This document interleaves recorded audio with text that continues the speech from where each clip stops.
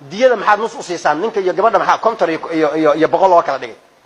halkaas aan ku soo gabageeninaa waxay tahay horta qofka bin aadamka markii diya laga bixinayo macnaheedu ma aha neef xoolo oo la gadaayo ma aha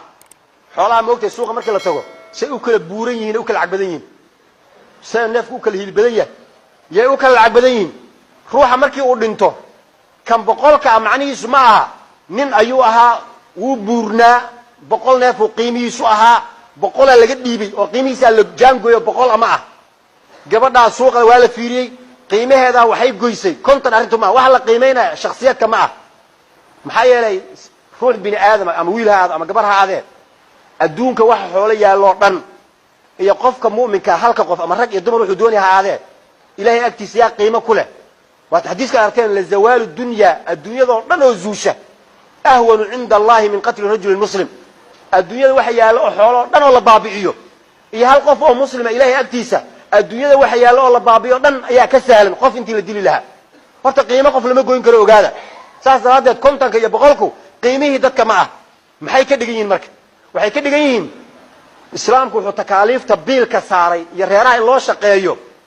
haye ma nimankuu saaray mise haweenka nimankuu saaray soo ma ah qoyskan ninkan ayaa biila waa laga dilay ninkii biilaayey gabadhan gurigooday joogtay waa la biilaayey waa la dilay labadan qoys xagga masdarka risqiga markii la fiiriyo ilan gaalada mogtay luqaday fahmaya mogtay waa resources ay dhahayaan masaadirta ilaha dhaqaalaha labadan ilaa dhaqaale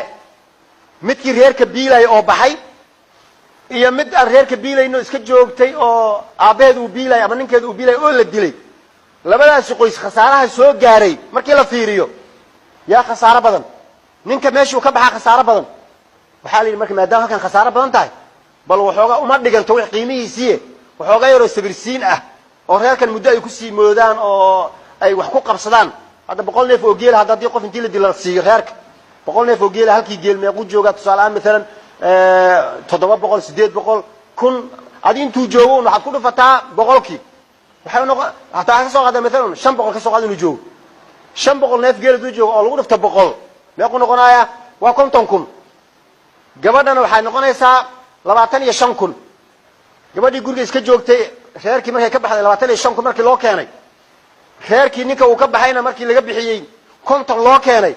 farqigaasi waa un khasaarihii meesha ka dhacay reerahan dhibaatada ay soo gaartay ha lala qaybsado ma ogiye ruuxii oo la qiimeeyey ma ah dadka qaaraasa intay u qaateen waxay dhaheen wiilasheena markay gabdhaha la murmaayeen waxay ku dhahayaan na maxaa ila murmay adiga adoo kontonley anoo boqollow ma ila murmay adiga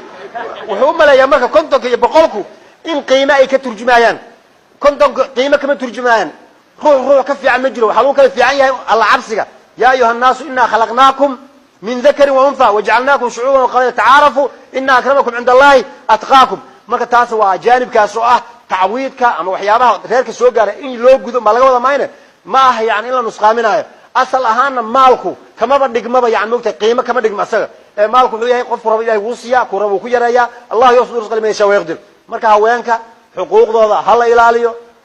diintaana ina faraysa markaan ilaalinayno uma ilaalinayno niman reer galbeed la yiraahdo inoo sheegay oo inay yiri ilaaliye waxaan u ilaalinaynaa ilaahay baa ina amray inaan ilaalino rasuulka ina amray inaan ilaalino ajir baan ka helaynaa wax dagaal oo haweenka nagala dhaxeeyna ma jirto maxaa yeelay waxaan sunnahay marna waa hooyo marna waa gabar marna waa xaas marna waa eedo marna waa habaryar dad iswada leh marka wax la isku diray meesha ma yaalaane wax kale ha raadsadeen islaamkeena uu nagu filayahay islaamkeena aan ku dhaqano taas ay anfacayso adduunyo iyo aakhiraba rabbana aatina fid dunya hasanatan wa fil aakhirati hasanatan wa qina adhaban nar ربنا لا تزغ قلوبنا بعد إذ هديتنا وهب لنا من لدنك رحمة إنك أنت الوهاب